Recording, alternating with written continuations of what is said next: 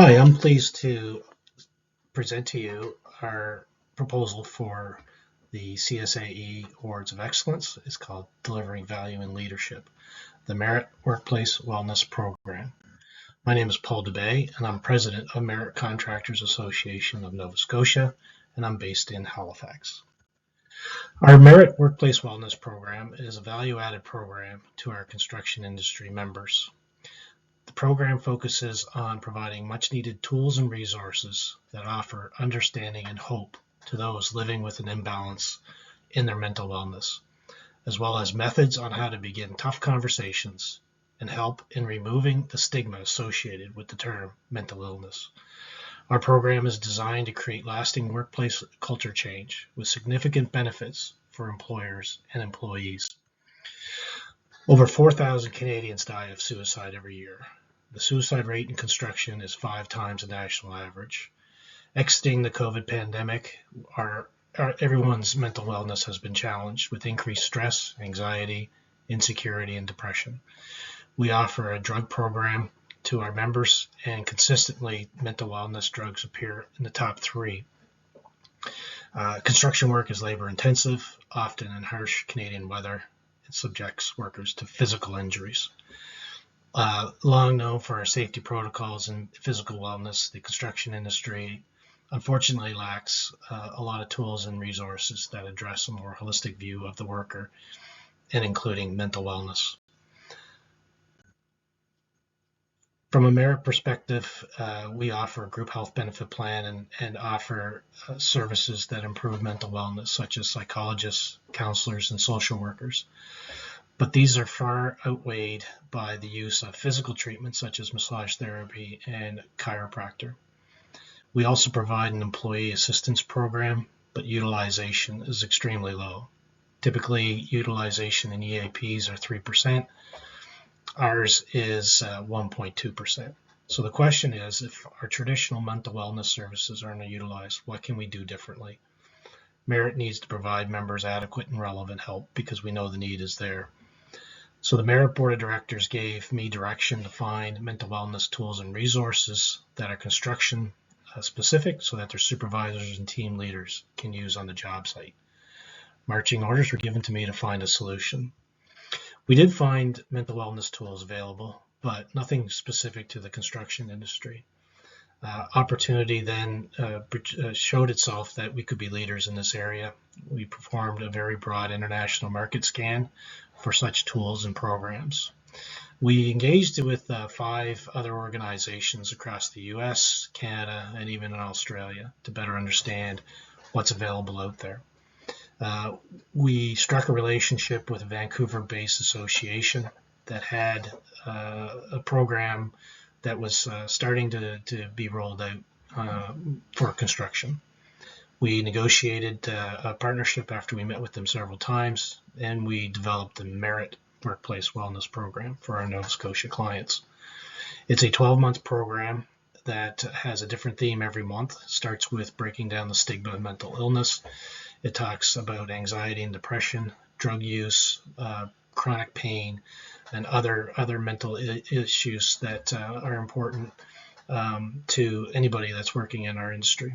It gives computer-based learning because they're not sitting at a desk all day, but they can do this at home. We give toolbox talks, which are an important part of daily life in the construction industry, posters, orientation sessions. And we launched the program in November of 2020 and developed a program website as well. Part of the partnership gave us access to ICBA's mental wellness ambassador, who's a former NHL and Olympic silver medalist hockey goaltender, Corey Hirsch. Corey's story about his own anguish and challenges with dealing with mental illness are very raw and real and honest. And we've had the privilege of bringing Corey to Halifax last year and plan to do it again this year. Our investment has been extensive. Setup time, roughly 288 hours, spread out amongst 3 people that are working at MERIT Nova Scotia, and we have ongoing management of 16 hours a month. Financially, it cost us roughly $30,000 to launch the program, but it was an investment well deserving. And up upkeep on an annual budget is roughly $25,000 for program support, and to bring Corey back to Nova Scotia to talk to not only our members but the public. So what went well? We recognize that partnerships are very important. We leverage best practices and develop trusting relationships. The investment is real, and the investment required on our part is just as important on those that are part of the program. We ask that each company assign a wellness champion, which we train and support, and that person coordinates all resources within their own team and keeps their executive leadership involved throughout the year. Having Corey as our ambassador that speaks directly to our memberships frequently helps get the message out and put realness to breaking down the stigma of mental illness.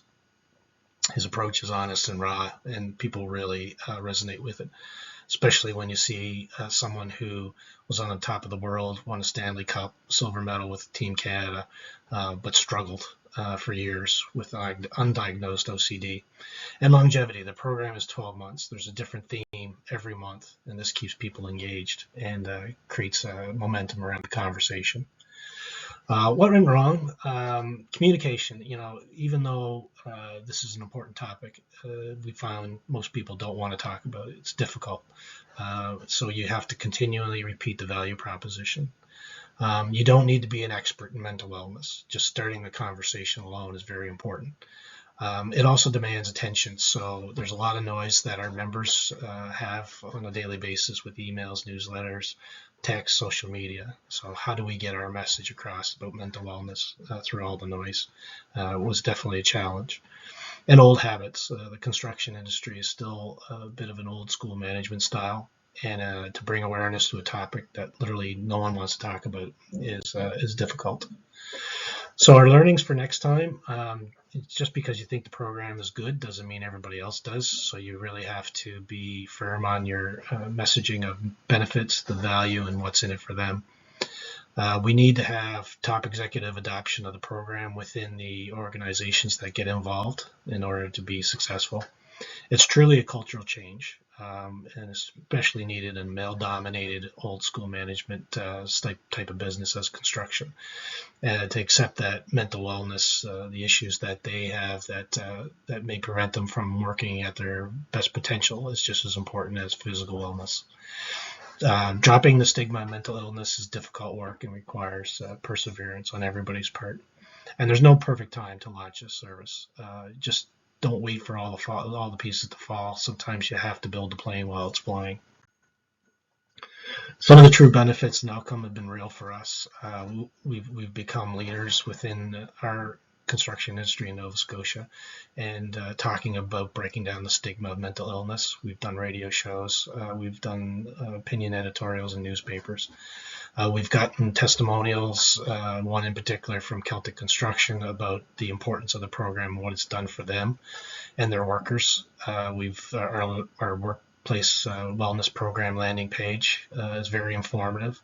We've also met with the Premier and gave them a copy of Corey Hirsch's book, The Save of My Life, and we've got an endorsement from Premier Houston, which is very valuable for us in this marketplace to keep our word and messaging on point.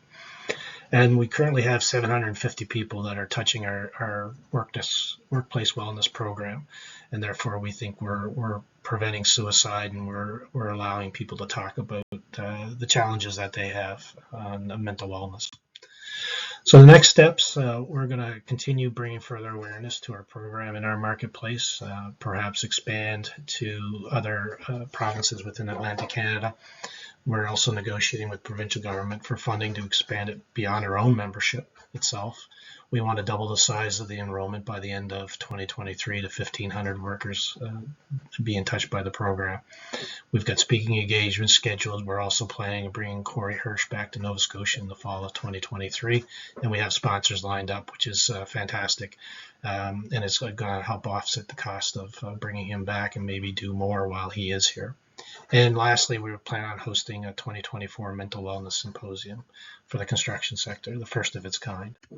I thank you everyone for considering our application. Please do not hesitate to contact me if you have any questions. And thank you again for your time and your consideration.